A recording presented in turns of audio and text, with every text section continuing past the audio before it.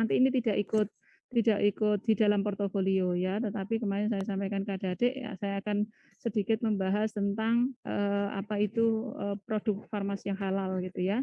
Yang halal karena sekarang lagi booming ya, yang apa logonya tetapi ya, tapi tidak masuk substansinya. Tetapi saya ingin adik-adik at least tahu ada pemahaman apa itu halal, utamanya yang dikaitkan dengan farmasi ya.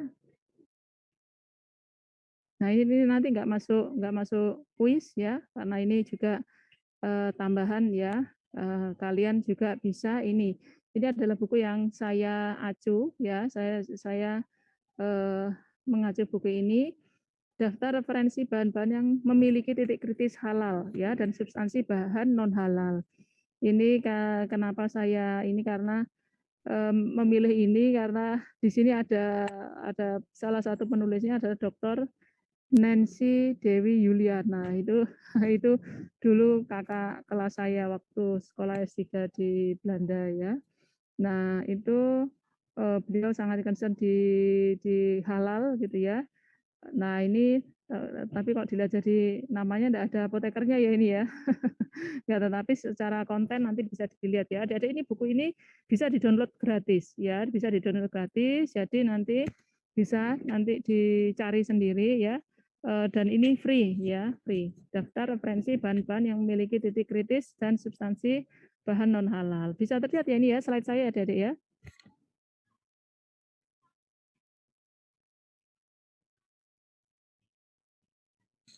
Halo, tes. Tes, adik-adik.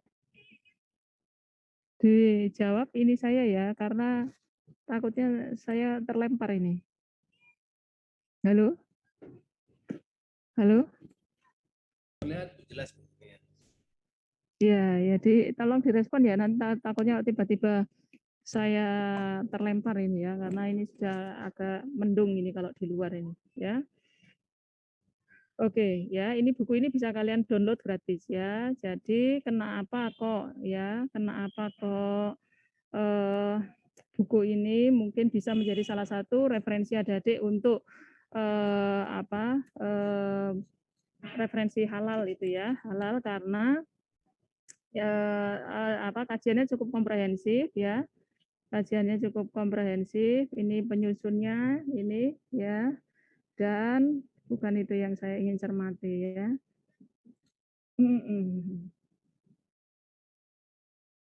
Sebentar ya, Nah, ini adalah pengantarnya ya. Jadi memang siapa halal, produk halal, apa-apa yang halal itu apalagi di negara kita yang 80% warganya muslim gitu ya. Warganya muslim sehingga kebutuhan dari sertifikat halal itu sangat penting ya. Jadi kalau bisa dilihat di sini dilaporkan bahwa sektor makanan halal telah mengalami evolusi besar ya, didorong oleh perkembangan teknologi dan pengembangan pusat halal ya. Jadi kalau bisa diperhatikan ini, pengeluaran konsumen muslim untuk makanan dan minuman mencapai 14 triliun US dollar ya.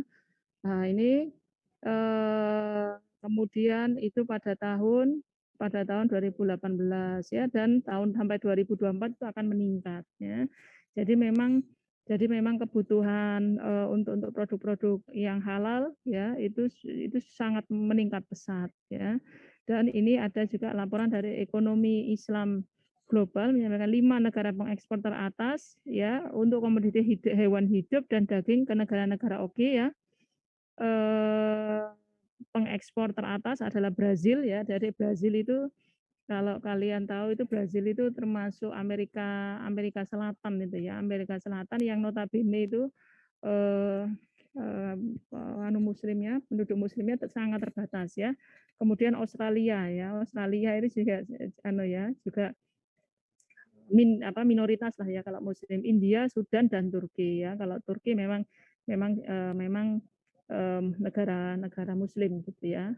Nah, ini pengekspor teratas ya. Sementara untuk pengimpor ya, pengimpor makanan halal terbesar nomor satunya Indonesia ya, Dede ya.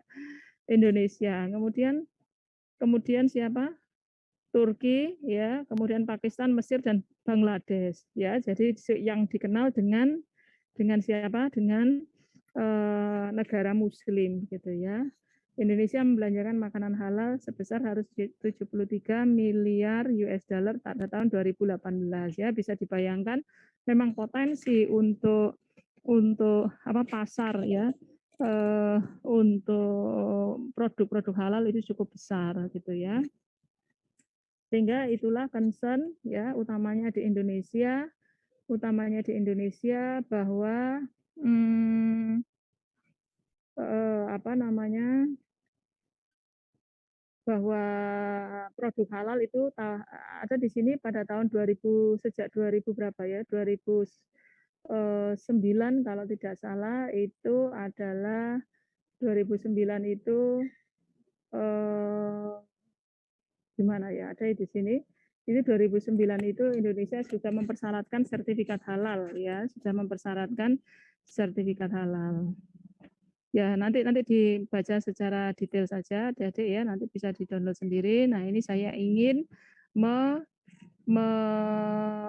langsung saja ke produk-produk yang ya, produk-produk yang biasanya ya ini sudah dirangkum dari beberapa literatur begitu, produk-produk yang sangat rentan terhadap bahan atau produk yang non halal. Produk yang non halal adalah pengemulsi ya, kita sudah kalau pengemulsi ya sudah tahu ya. Pengemulsi, kemudian ini gelatin ya, kemudian ada flavor atau perasa ya, nanti kita lihat lebih detail flavor atau perasa atau perisa gitu ya, yang rasa-rasa stroberi, yang rasa-rasa buatan gitu ya. Kemudian enzim dalam ya industri pangan juga ya, industri pangan juga cukup ini ya, cukup banyak dicermati juga. Yang beberapa waktu yang lalu saya kurang tahu kalian memperhatikan atau tidak para penguat rasa itu ya, penguat rasa yang menggunakan enzim di dalam proses produksinya ya. Enzim itu disinyalir diambil dari babi ya. Tapi itu saya ingat dulu itu kontroversinya karena yang diundang itu dosen saya di UGM itu ya. Jadi kontroversi karena Ajinomoto kalau tidak salah waktu itu ya. Jadi enzim yang diambil itu hanya sebagai katalisator ya, katalisator. Sehingga di akhir acara di akhir produk katalisator itu sudah tidak ada lagi, artinya babi itu sudah tidak ada lagi di sana. Nah, tetapi itu tadi kalau di dalam Islam tidak harus produknya ada, tetapi sebagai pembantu atau katalisator. Katalisator itu kan membantu reaksi untuk mempercepat itu juga tidak boleh, walaupun di produk akhir itu tidak ada. Nah itu jadi memang banyak perdebatan ya terkait dengan penggunaan itu tadi ya, penggunaan substance dari babi yang gitu ya, walaupun itu sebagai katalisator, sebagai perantara saja di akhir tidak ada, tapi tetap jadi ada yang berpandangan itu tetap tidak boleh gitu ya. Kemudian nanti ini ya ada enzim dalam pangan, kemudian ada oleoresin, kemudian ada seasoning ya. Nah, seasoning ini yang kemarin itu ya, jadi ada bumbu penguat rasa itu ya. Itu ada yang nah ini nanti ada kita cermati titik kritis keharaman itu ya. Nah, jadi nanti kalau kalian mencermati buku ini ya itu sudah disampaikan titik kritisnya ya, titik kritis pada kalau tadi pada perisa, pada seasoning, pada emulgator gitu ya. Nah, kemudian adalah pewarna juga salah satu yang bisa jadi ya ada produk non halal di sana. Kemudian ada pewarna sintetik gitu ya, pewarna sintetik, kemudian ada penguat rasa, ada pemanis ya, pemanis, kemudian antioksidan, anti buih, anti kempal, humektan, pelapis ya, kosmetik. Nah, ini ya, kosmetik dan obat ini ya. Kosmetik dan obat ini yang kosmetik dan obat ini yang apa namanya? Kalau farmasi akan bersinggungan secara langsung gitu ya untuk kosmetik dan obat. Nanti kita langsung saja mencermati untuk yang obat ya. Kemudian di obat ini juga nanti sumber-sumber bahan aktif dan eksipien ya. Obat-obat ya serta status kehalalannya. Kemudian nah ini ya, obat ini sangat ya itu kadang ada kontroversi ya karena kalian kalau tahu ya sudah kalau di praktikum di mana di fitokimia, di farmakognosi ya, bahwa alkohol ya salah satunya adalah entah itu etanol, entah itu metanol yang sebagai salah satu pelarut organik yang digunakan untuk mengekstraksi. Nah, itu jadi ada ini ya, ada kontroversinya ya. Jadi ada yang menerima atau tidak gitu ya. Ada karena kalaupun alkohol itu diuapkan ya, residu etanol di dalam ekstrak itu mesti ada ya. Tetapi memang dibatasi oleh Badan POM itu sekian persen residu itu diizinkan. Jika lebih dari itu tidak gitu ya. Tetapi itu tadi penggunaan alkohol itu menjadi pro and cons ya. Kemudian nah ini ya potensi bahan-bahan dan pembuatan obat-obatan berbahan baku crude palm oil ya. Kemudian ada asam lemak itu ya, asam lemak. Kemudian potensi gelatin ya. Gelatin dulu ya, dulu merupakan salah satu sumber untuk membuat kayak kapsul gitu ya. Tetapi kalau sekarang sudah banyak alternatifnya gitu. Oke ya. Ini halaman 253 kalau bisa saya pilih langsung saja di 253 ya, halaman 253 sebentar. Ini cukup bagus adik-adik kalau tertarik untuk mempelajari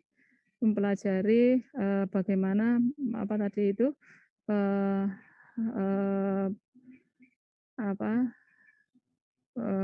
kajian tentang titik kritis kehalalan dari suatu produk, utamanya kalau kita fokus ke produk farmasi ya.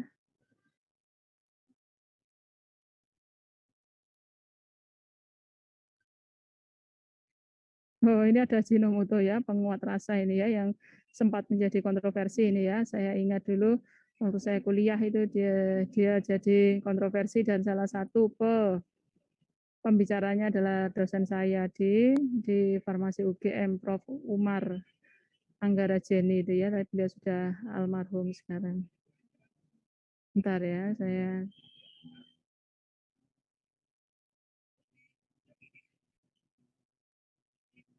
ini ada kosmetik ya. Nanti kita ke kosmetiknya.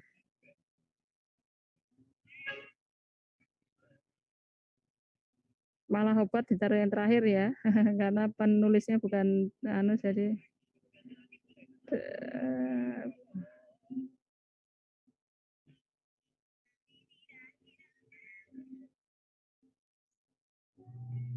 bentar ya, nah ini nanti kita ke kosmetik ya, habis obat ya. Nah ini obat ya. Jadi bahwa obat ya itu memang sudah tidak bisa dihindarkan lagi menjadi salah satu kajian untuk bagaimana kita melihat produk halal gitu ya. Jadi obat di sini adalah obat jadi ya, adalah sediaan atau paduan-paduan bahan yang siap digunakan untuk mempengaruhi atau menyelidiki secara fisiologis atau keadaan patologi dalam rangka penetapan diagnosa, pencegahan, penyembuhan, pemeliharaan, peningkatan kesehatan dan kontrasepsi ya.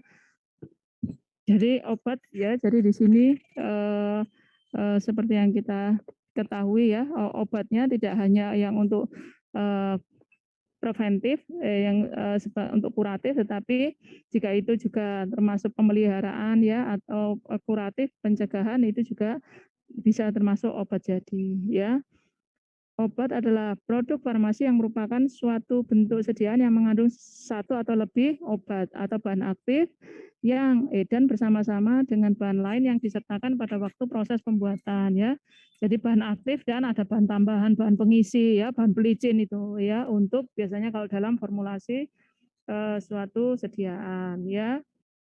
Jadi produk farmasi adalah campuran bahan aktif dan bahan farmasetik ya. Atau yang lebih lanjut nanti disebut eksipien ya, yang seperti kita sudah ketahui. Nah, kemudian definisi dari obat halal adalah obat yang tidak terbuat dari bahan haram ya untuk obat dalam ya, untuk obat dalam. Tidak terbuat dari bahan yang tergolong najis untuk obat luar dan obat dalam. Dan dalam proses produksinya, penyimpanan pendistribusiannya tidak terkontaminasi oleh bahan haram. Ya, bahan-bahan yang digunakan dalam pembuatan obat-obatan oleh industri farmasi lokal masih banyak diimpor. Nah ini ya, masih banyak diimpor. Ini juga agak miris ya. Ini salah satu program pemerintah itu agar bisa penyediaan bahan baku ya, bahan baku obat ataupun bahan baku obat tradisional itu kalau bisa dari dalam ya. Nah, sekarang aja garam masih impor gitu ya, padahal kita lautnya juga nggak kurang-kurang gitu ya. Nah, jadi 90% memang bahan baku obat ya itu dari itu impor ada deh ya. Nah, sehingga itu tadi ya. Tadi kalau diinfokan siapa tadi bahwa pengekspor produk-produk yang halal itu Brazil ya, itu semua hanya Turki saja ya yang negara muslim, tapi lainnya Brazil, Australia itu tadi itu non muslim ya. Nah, sehingga di mana status kehalalan masih banyak diragukan atau subhat itu tadi ya, sehingga apa namanya? Ini perlu dicermati karena tadi ya nanti dilihat lagi tahun 2009 kalau tidak salah itu sertifikat halal Pak harus dimasukkan ke dalam salah satu parameter dalam rilis disetujui tidaknya suatu obat gitu ya. Nah, kemudian sumber-sumber bahan aktif dan eksipien obat-obatan serta status kehalalannya ya. Jadi di sini ada siapa di sini dari sumbernya kita sudah tahu ya, dari ada tumbuhan, hewan, mikroba, kemudian ya sintetik, kimia ya, bagian tubuh manusia dan dari virus ya. Virus juga bisa menjadi obat ya karena virus yang dilemahkan itu vaksin itu ya, itu sempat jadi kontroversi juga untuk yang kasus pandemi ini, apakah virus yang dilemahkan itu halal atau tidak gitu ya. Kemudian MUI juga sudah menyatakan dengan segala pertimbangannya bahwa itu halal begitu ya. Nah, karena memang itu tadi di dalam produk utamanya obat yang ada di Indonesia itu salah satu mempersyaratkan itu sertifikat untuk halalnya itu ya. Kehalalan bahan tersebut bervariasi, ada yang halal atau suci, ada yang haram atau najis, dan ada yang meragukan atau syubhat itu tadi. Jadi pada umumnya kehalalan bahan yang berasal dari tumbuhan adalah halal seperti minyak tumbuhan, kecuali dalam proses pembuatannya ada bahan tambahan atau bahan penolong proses produksi yang diragukan kehalalannya, seperti ekstrak tumbuhan yang diekstrak dengan pelarut yang haram ya. Vitamin C dari buah-buahan yang ditambah bahan penstabil yang diragukan kehalalannya, penambahan gliserol yang berasal dari hasil hidrolisis minyak tumbuhan dengan enzim lipase. Nah, ini enzim lipase yang berasal dari pankreas atau babi. Jadi, adik-adik, kehalalan itu dari bahan bakunya ya. Dari kalau dilihat dari sini ya, bahan bakunya minyak dari tumbuhan itu halal gitu ya. Tetapi jika di dalam prosesnya itu tadi ya ada bahan tambahan atau ada katalisator atau ini bahan penolong proses produksi ya, katalisator yang ternyata katalisator itu, nah ini mungkin dari enzim ini lipase yang berasal dari pankreas babi. Nah, ya, itu. Padahal di produk akhir nanti enzim itu nanti akan bisa diambil gitu ya, sehingga tidak ada itu bisa dipastikan tidak ada enzim tersebut di dalam produk. Tetapi itu tadi ada yang menyampaikan ya, karena itu tadi di saya kurang paham ininya kalimat jelasnya, tetapi ada yang menyampaikan jika bersinggungan saja dengan barang haram itu menjadi haram gitu ya. Nah, ini kan terlibat dalam proses gitu ya. Nah, itu jadi atau penambahan gliserol yang berasal dari hasil hidrolisis minyak tumbuhan dengan enzim lipase ya. Jadi tidak boleh memang pada tahapan manapun dari produk yang mengeluarkan sertifikat halal itu ada atau terkandung apa terkait dengan barang-barang yang haram gitu.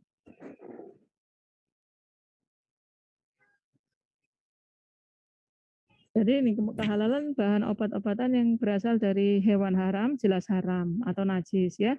Dan dari hewan halal yang tidak disembelih sesuai syariat Islam itu haram atau najis dan mubah dibolehkan untuk obat luar itu ya. Jadi ini adalah diambil dari LP POM MUI ya 2014 ya. Jadi eh, eh, kalau itu tadi ya, jadi dari barang haram ya tetap haram gitu ya. Tetapi kalau halal dari hewan halal sebaiknya diproses seperti yang diminta agar tetap halal gitu ya. Kalau tidak disembelih sesuai syariat Islam itu nanti jatuhnya haram atau mubah ya. Nah ini.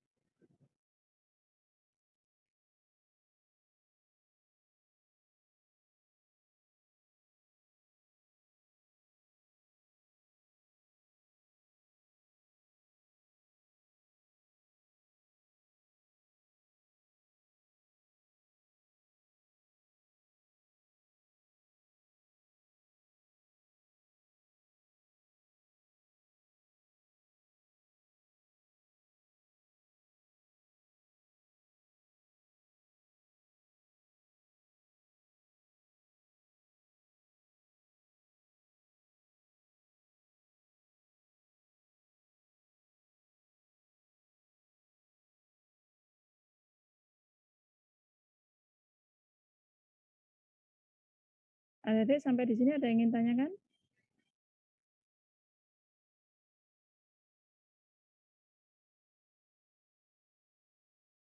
Bu, saya izin bertanya boleh, Bu? Silahkan, siapa ini ya? Saik. Iya, iya, silahkan.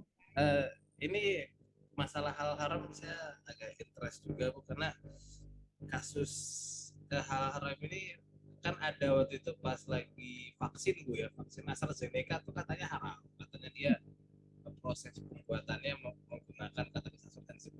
Cuman dari pihak kita itu Indonesia menghalalkan, dari pihak luar negeri pun dari apa sertifikasi halal di London pun mengatakan bahwa itu halal gitu. Itu kan dia sudah bilangnya jelas dia menggunakan enzim babi ketika proses. Nah, itu kenapa dihalalin ya? Saya agak bingung.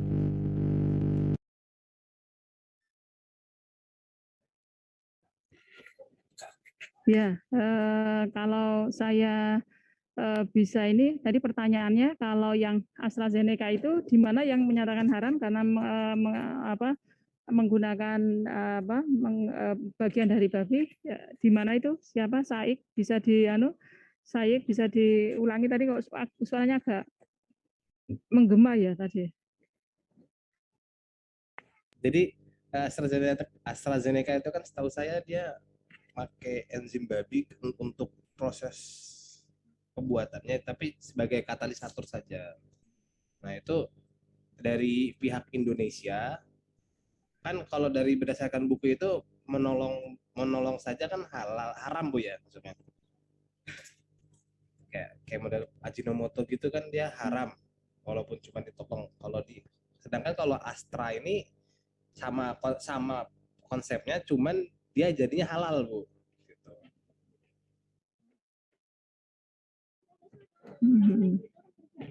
Ya, ya, terima kasih. Siapa Saik ya. Nah, ini memang adik-adik bisa melihat slide saya ya. Saya share lagi ya.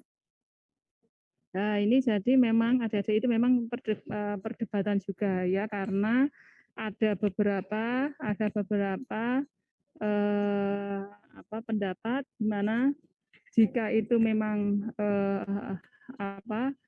halal atau haram itu, jika ya kalau halal sudah jelas ya, tapi kalau haram itu umpamanya di suatu tempat yang tidak atau tidak ada makanan apapun dan hanya babi di situ dan itu akan mempengaruhi gitu ya, mempengaruhi mungkin ya kalau umpamanya tidak makan, umpamanya sudah ditahan tidak makan dan kalau tidak makan akan menyebabkan kematian itu dihalalkan gitu ya. Nah, kemarin mungkin ya ini kita berdiskusi saja ya. Karena kalau ranah di farmasi itu kita bisa menyebut bahwa enzim itu terlibat atau tidak ya bisa dilihat itu jelas itu ya karena barang nyata enzim itu dari mana itu jelas gitu ya dan kita bisa bilang ini umpamanya enzim gliserol yang hasil dari itu ini memang dari proses yang menggunakan enzim dari babi itu jelas gitu ya. Nah, tetapi memang yang mengeluarkan sertifikat halal haram dan ya karena memang tidak semudah itu ya menyebut halal haram kalau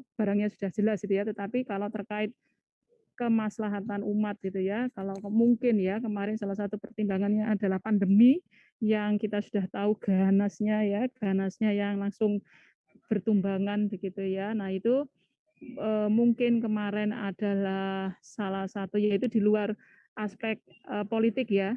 Saya tidak akan menganu ke ranah situ tetapi hasil saja yang disampaikan MUI dengan segala pertimbangannya dan itu memang cukup fatal pada saat sebelum mutasi mungkin ya jadi ya itu kan memang mutasi itu daya sebarnya tidak sebesar kalau delta dan omikron ya tetapi kemampuan untuk menyebabkan kondisi yang fatal dan bisa menyebabkan kematian itu tinggi sekali yang sebelum mutasi ya dan itu kan sangat sangat ya ternyata seluruh dunia juga pusing dengan itu ya. Mempertimbangkan itu mungkin salah satu pertimbangan pada siapa? Pada MUI mengeluarkan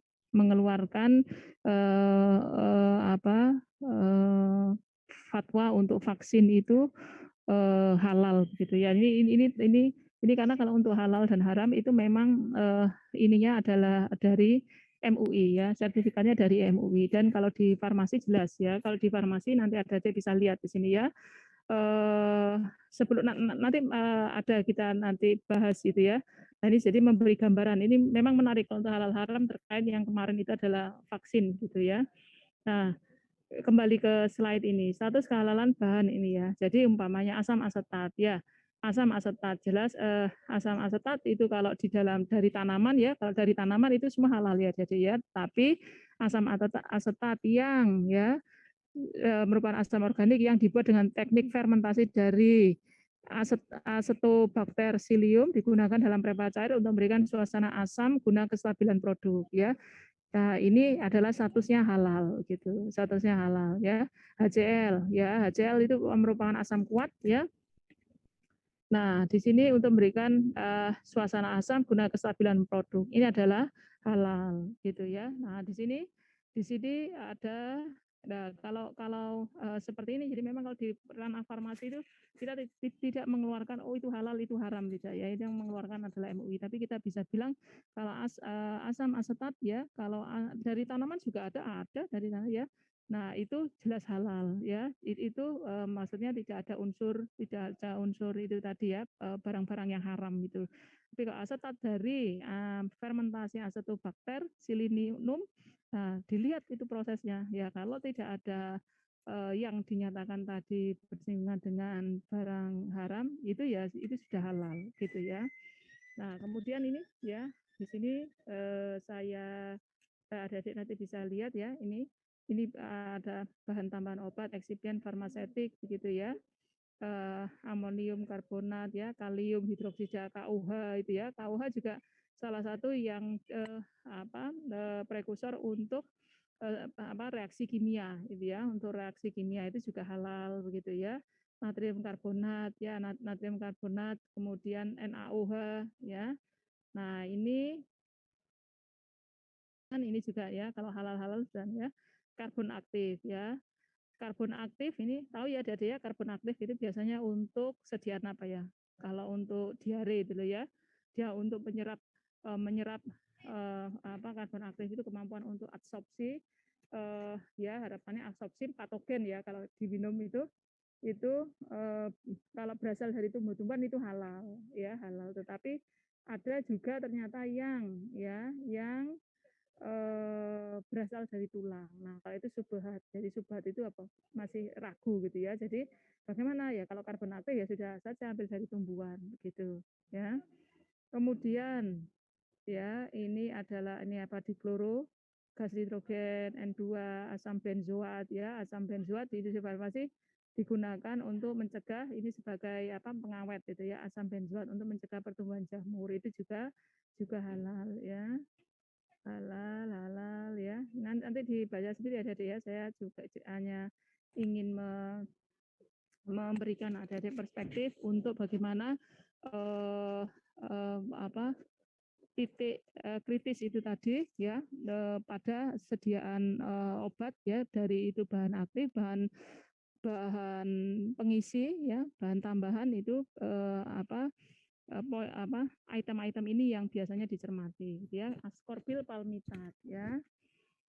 Asam ini tadi ya, asam senyawa organik yang terbuat dari bahan baku asam askorbat atau vitamin C dan asam palmitat yang status kehalalannya diragukan. Asam palmitatnya ini ya, karena bisa berasal dari hewan yang berfungsi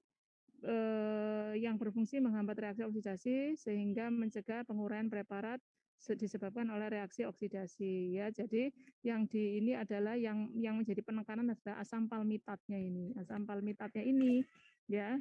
Jadi harus diperhatikan. Jadi umpamanya ada umpamanya ada SOP pembuatan suatu produk dan di situ ada ya palmitat, asam palmitat. Nah, di situ ya itu ada titik kritisnya. Titik kritis di mana harus cermati lebih detail. Begitu kalau saya tanya Bu Nancy waktu di Belanda itu ya, waktu di Belanda beliau tergabung di salah satu tim verifikasi halal, tapi mewakili Belanda itu ya. Nah itu juga begitu. Jadi tidak semua bahan obat itu diperhatikan, tetapi ada kalau sediaan umpamanya emulgator tadi, emulgatornya kalau ada sediaan yang emulsi. Nah, emulgatornya itu apa? Nah, itu biasanya yang kritis, titik kritis yang perlu dicermati. Kalau itu sumbernya dari yang sudah dipastikan itu tidak berasal dari ya barang-barang yang haram itu kemudian nanti akan disampaikan ini berasal dari ini. Nah, begitu ya. Nanti yang mengeluarkan halal atau tidak itu lembaga yang terkait gitu. Nah, ini juga kalau semacam ini tadi asam ascorbat, vitamin C dan asam palmitat. Nah, asam palmitatnya ini ya kalau vitamin C sudah banyak ya dari tanaman itu ya, sumber vitamin C, tetapi ada asam palmitat yang digunakan untuk mencegah itu karena kita tahu vitamin C adalah sangat rentan dengan teroksidasi oleh ya bahkan udara saja mudah mengoksidasi vitamin C sehingga ditambahkan asam palmitat. Nah, asam palmitat ini yang harus menjadi titik perhatian gitu ya. Kemudian ini ya antioksidan juga BHT ya.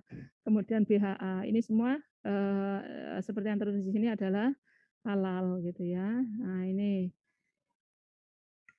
kemudian ini ya yang subhat ini yang meragukan ini yang biasanya adalah nah ini subhat ini ya adalah siapa ini? Sorbitan monooleat ya, polioksi etilen 50 stearat. Kemudian gelatin ya.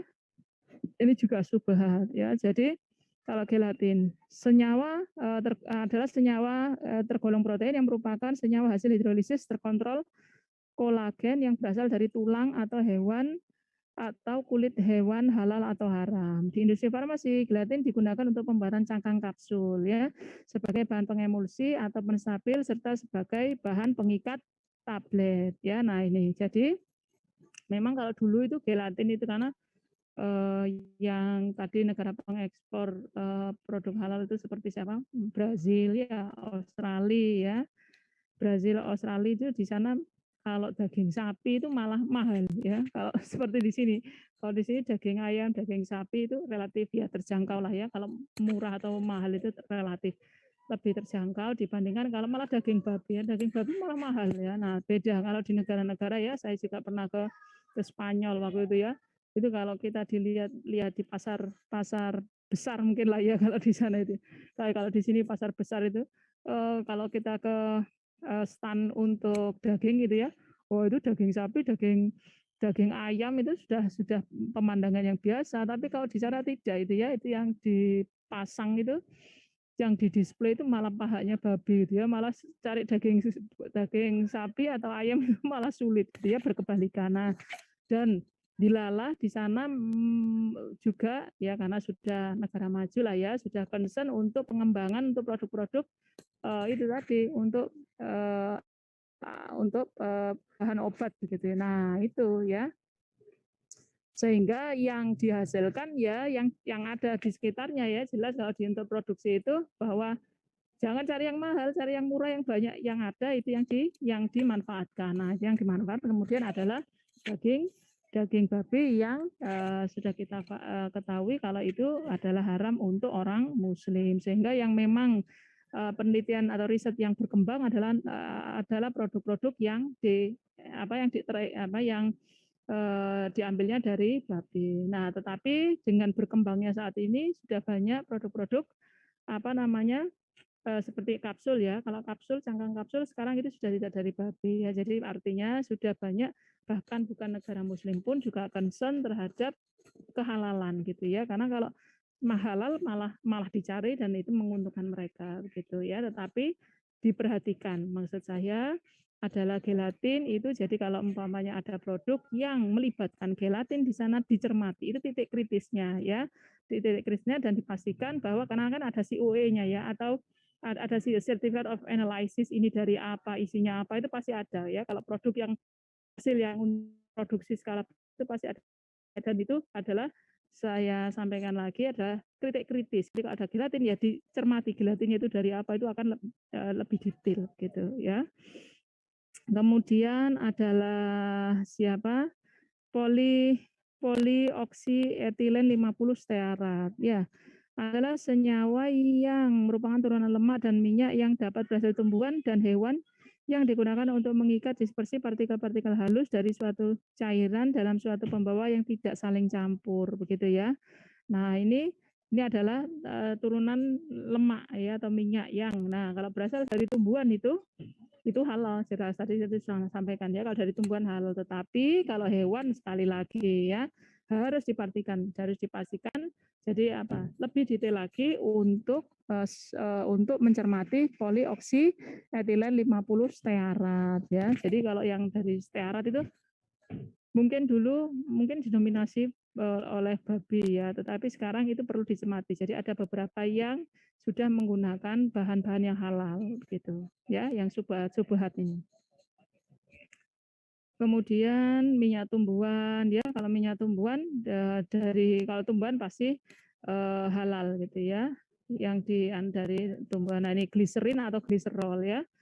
Tadi juga sudah ada senyawa organik yang dapat bersumber dari sintetis kimia atau hasil hidrolisis ya minyak ya hidrolisis minyak. Jadi ada tahu ya kalau minyak itu ya ada gliserol dan ada rantai panjang lemaknya itu ya C-nya itu ya kalau dihidrolisis sehingga apa pecah antara asam lemaknya dan gliserolnya itu. Nah, gliserolnya itu yang jika lemaknya itu berasal dari hewan, harus hati-hati ya. Jadi gliserol itu ya, jadi ada yang sudah ambil fitokimia itu ya. Jadi asam lemak itu ya ada gliserol dan ada asam lemaknya itu ya. Jadi kalau dari babi itu akan jadi masalah gliserolnya itu ya. Kemudian ini ada ya lanolin, ini lanolin ya bagian lemak-lemak gitu ya, ini bahan dasar salep gitu ya. Nah ini tadi adalah zat berminyak yang dihasilkan dari bulu domba hidup yang dicukur dan atau dari bulu domba yang disembelih sesuai atau tidak sesuai dengan syariat Islam.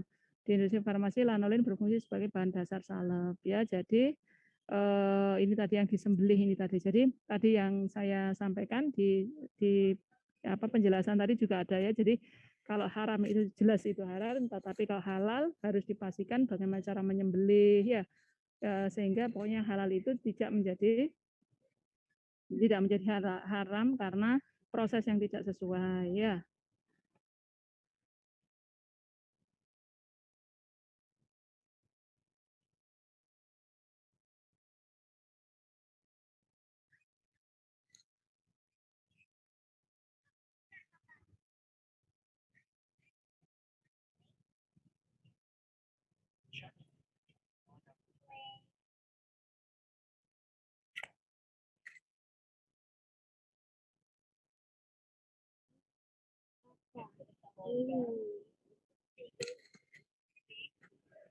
Iya.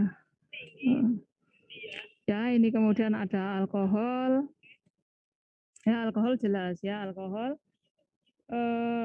Senyawa organik yang berbungkus fungsi hidroksil yang dapat berasal dari sintetik kimia, dari industri, bukan dari kamar atau dari industri kamar. Ya, etanol yang berasal dari industri kamar seharusnya najis, tidak dapat digunakan untuk produksi obat-obatan. Di industri farmasi atau kosmetik, alkohol etanol digunakan sebagai pelarut. Ya, ini ya, Adik ya.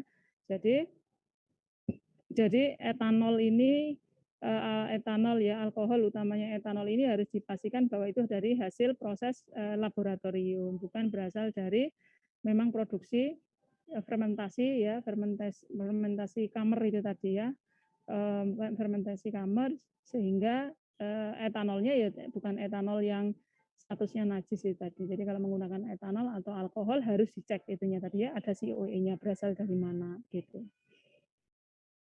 Kemudian ini banyak ya Dedek ya. Nah, ini banyak banget ini ya.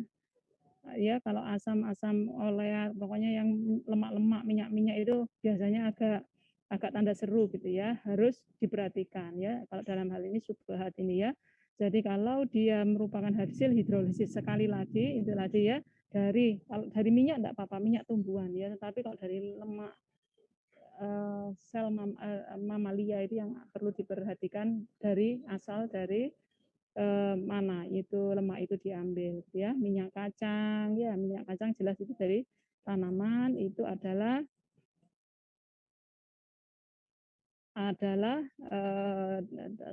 halal ya. Nah, ini air steril untuk injeksi ya.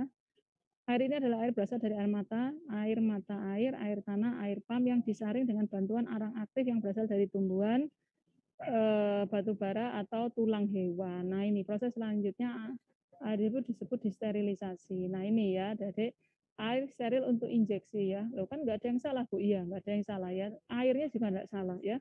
Airnya itu ada air dari mata air tanah, air pam itu tidak masalah. Tetapi jika ada proses penyaringan di sana yang ya menggunakan siapa? Menggunakan arang aktif. Arang aktifnya, tetapi kalau itu dari tumbuhan tadi yang dibuat menjadi arang itu tidak apa-apa. Tetapi ada sebagian yang menggunakan itu tulang tadi, tulang hewan ya, yang juga bisa berfungsi sebagai arang aktif. Nah, jika menggunakan tulang hewan itu yang jadi masalah gitu ya.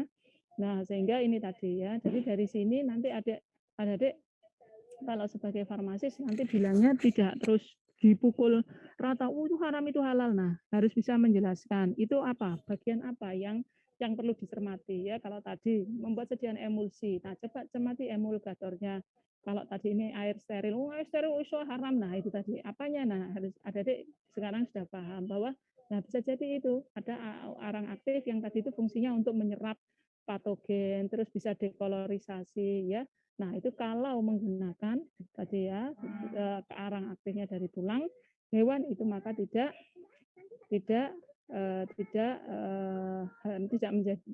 menjadi haram ya tadi ya. Nah, ini cukup banyak ya tadi ya. Nah, ini ya nanti dilihat sendiri ya tadi ya, dilihat nanti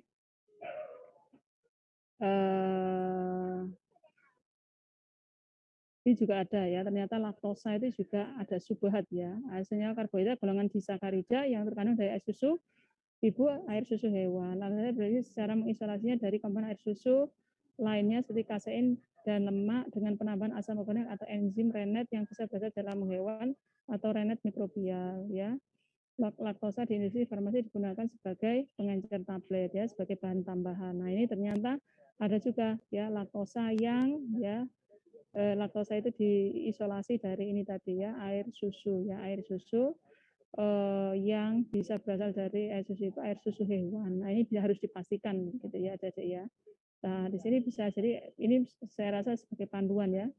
Sebagai panduan kalau apa-apa saja yang bisa menjadi, nah itu ya yang harusnya halal menjadi haram gitu.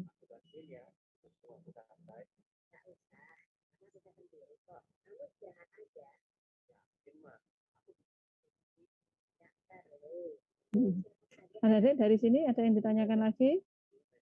Oh,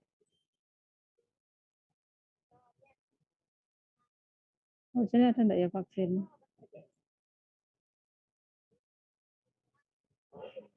Oh, tapi kalau ini jelas ya, phenylmercury nitrat organ ini yang berfungsi sebagai yang sering ditambahkan untuk menjaga kestabilan obat dan vaksin ya. Jadi kalau penstabilnya ada phenylmercury nitrat ya, dia halal ya, halal. Tetapi kalau yang kemarin vaksin AstraZeneca itu kan memang taruhlah 2-3 tahun terakhir ini ya, jadi belum masuk dalam buku ini ya.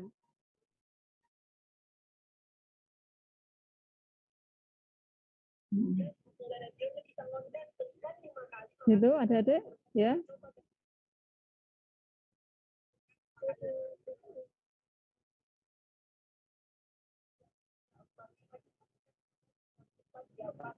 Kalau ada yang ingin tanyakan sampai di sini ya. Maaf kalau untuk Syaik tadi ya, tadi contohnya memang bagus tadi ya, yang terkini terupdate ya. Tetapi itu tadi mestinya